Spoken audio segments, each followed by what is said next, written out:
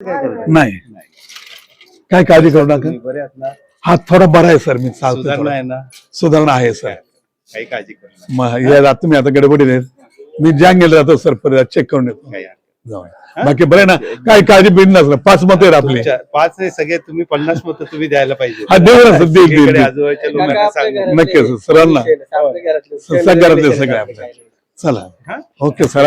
आशीर्वाद असू दे. मला भेटली, मी बसलो तुमच्या. हा, नाही, मला नाही सांगितलं आशीर्वाद. कोणीतरी भेटतं. आशीर्वाद. Thank you. चालेल चालेल चालेल सर. Thank you sir. नाव काय तुमचं?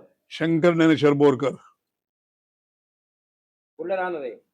राहणारा मी हा पतसंघ गावचा संबंध तिकडला. हा गाव गाव खेड तालुका राजूनगर. गाव माझं सायगाव बोरकर. आणि इथं राहायला कुठं? इथं राहायला सुरे नवा बिल्डिंग. भोसरीत. हा भोसरी.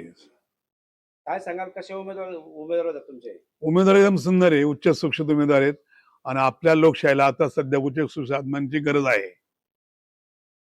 ह्या लोकशाहीला दादागिरी उच्च शिक्षित उमेदवार पाहिजे. सर सर्वांनी सहकार्य करून डॉक्टर सरांना सहकार्य करा. डॉक्टर सरांचा काय अनुभव काय? अनुभव खूप चांगले आहेत. अनुभव हा. खूप उपयोगी येतात डॉक्टर सर गरिबांना. हा. पैसे असो किंवा नसो, जरी पैसे नसले तरी ते पेशंटला उपचार करून सोडून देतात. नंतर पैसे तरी चालतात म्हणतात.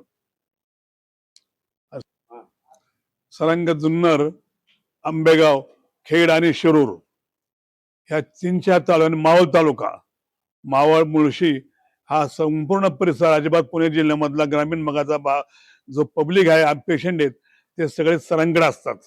सगळे सरांकडे. किती मोठा ऍक्सिडेंट झाला.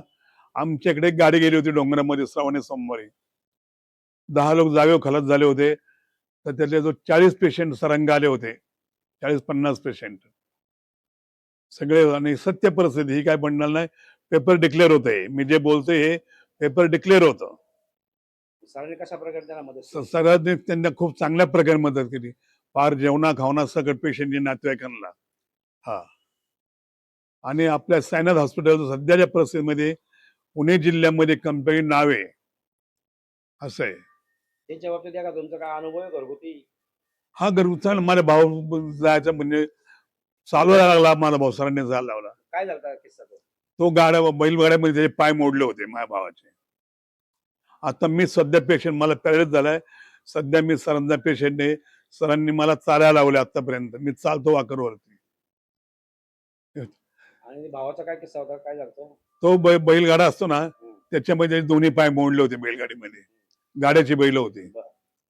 माझे भाऊ, माझे सगळे भाऊ, माझ्या भाऊजा, आमच्या पूर्ण परिवाराला डॉक्टर हे ओळखतात. आमच्या गावातल्या कुठल्याही माणसाला. त्यावेळी कशी ट्रीटमेंट दिली सरांनी? हा सुंदर दिली स्टेटमेंट. आर्थिक परिस्थिती कमजोर होती, पण हळूहळू सहकार्य सरांनी केलं. पैसे वाचून कुठलंही काम रखडलं नाही आमचं. असं आहे. आता ते कसे आहेत? एकदम ओके. एकदम शेती काम करतात? हो, शेती काम करतात.